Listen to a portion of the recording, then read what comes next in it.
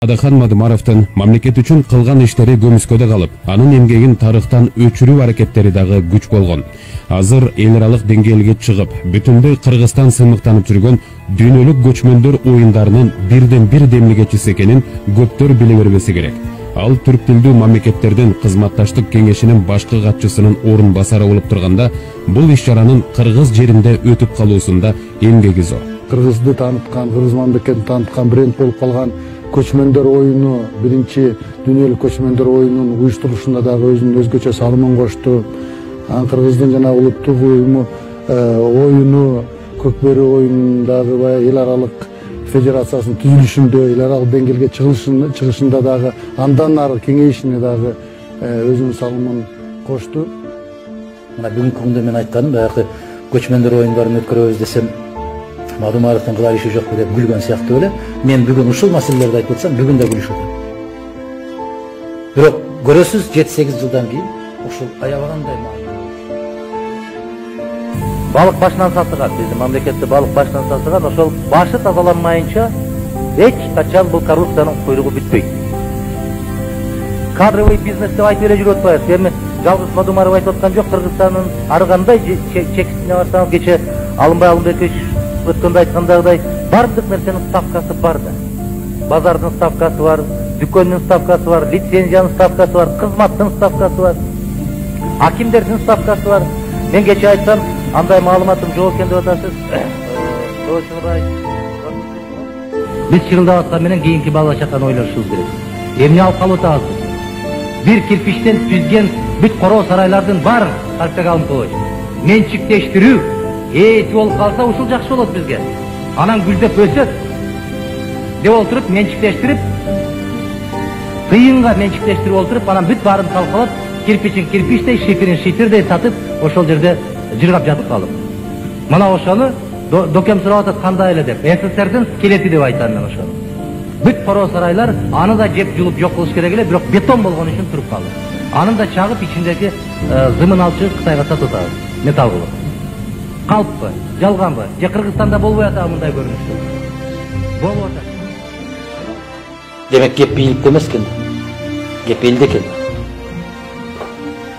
Мына ата-энеңер Актала районунда кимге чуркашты?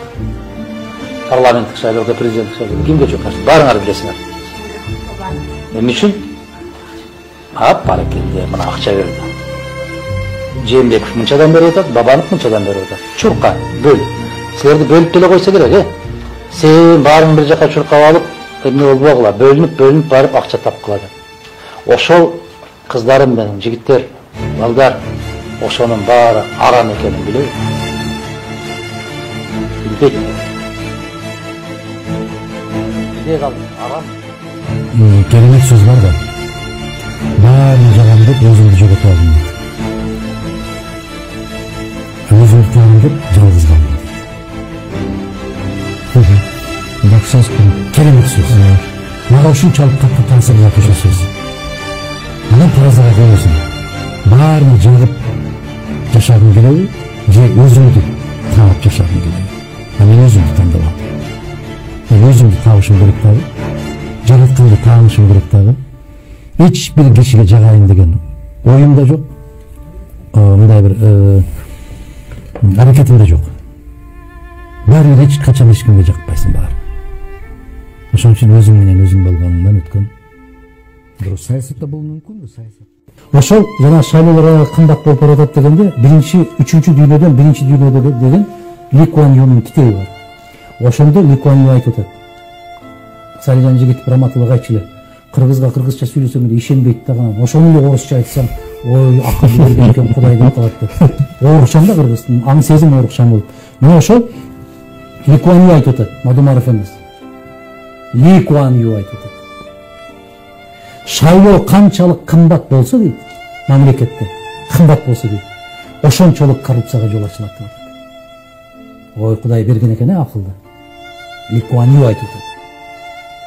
Кыргыздын шайлоосу бүгүн болуп карап көргүлө. СДПК канча акча коротtu, республика канча акча коротtu, Кыргызстан канча коротtu, өлүгү канча коротtu. Карап көргүлө. Бизде айтты менен, бир эледен, бир атадан туылган 3 партияны алып келет деп.